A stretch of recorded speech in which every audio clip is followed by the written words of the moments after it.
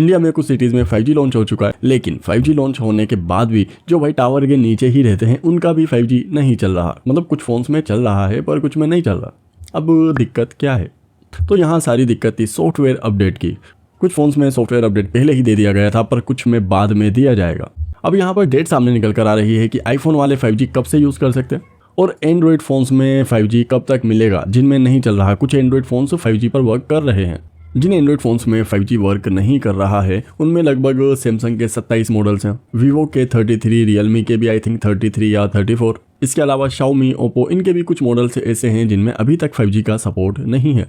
यार देखो 5G हमारे फ़ोन में ऑलरेडी अवेलेबल है। जब आपने एक 5G फ़ोन लिया था, कंपनी ने बहुत बड़ा चढ़ाकर कहा था कि भाई हमारा फ़ोन 5G सपोर्ट करता है, इसमें इतने ज़्यादा बैंड्स हैं, ट्रू 5G एसेट्रा एसेट्रा। और अब जब 5G लॉन्च हो चुका है तो भाई चलाए कैसे हैं? 5G के पैसे तो पूरे ले लिए थे, क्योंकि एक फ़ोन को 5G बनाने में अप्रोक्सीमेटली 3 से 5 हज़ार रुपये का खर्चा आ जाता है। और ये बैंड्स के ऊपर भी डिपेंड करता है, जितने ज़्यादा बैंड्स डालोगे उतना ज़्यादा खर्चा आता है। 5G के लिए अलग चिपसेट लगानी पड़ती है।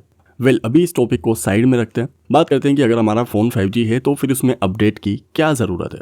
तो यार देखो हमारे फ़ोन में होता है RFFE।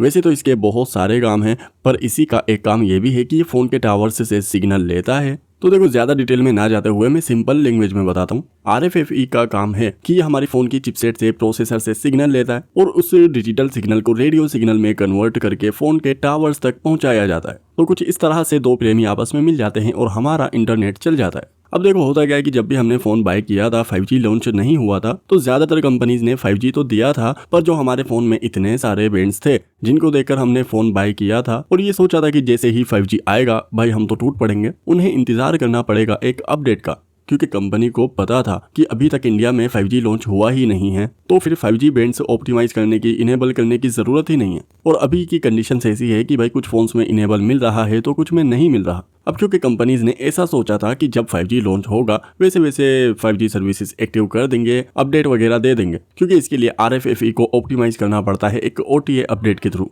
ताकि हमारा फ़ोन टावर से जुड़ पाए और अच्छी इंटरनेट स्पीड दे पाए। और फाइनली एक न्यूज़ निकल कर आ रही है कि सरकार ने सभी ब्रांड्स को कहा है कि वो जल्दी ही अपडेट प्रोवाइड करवाए ताकि यूजर्स 5G यूज़ कर पाएं। इसके लिए सरकार ने ब्रांड्स पर जोर दिया है। और फाइनली एप्पल ने अनाउंस भी कर दिया है कि नवंबर से अपडेट मिलना शुरू हो जाएंगे और मेनली आईफोन 14, 13, 12, SE इन कुछ फ़ोन्स में पहले OTA अपडेट दिया जाएगा। तो अब जिन्होंने भी ये फ़ोन्स ले रखे हैं उन्हें बधाई हो और मिठाई घर पर भिजवा देना।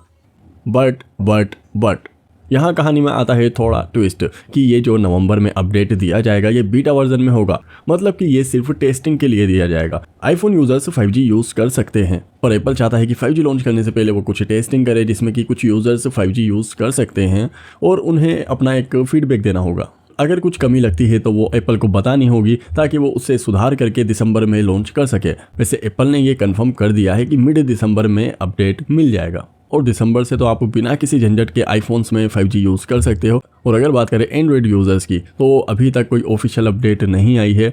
कुछ टाइम पहले ही अपडेट आई थी कि एंड्रॉयड यूज़र्स दिसंबर में 5G यूज़ कर सकते हैं।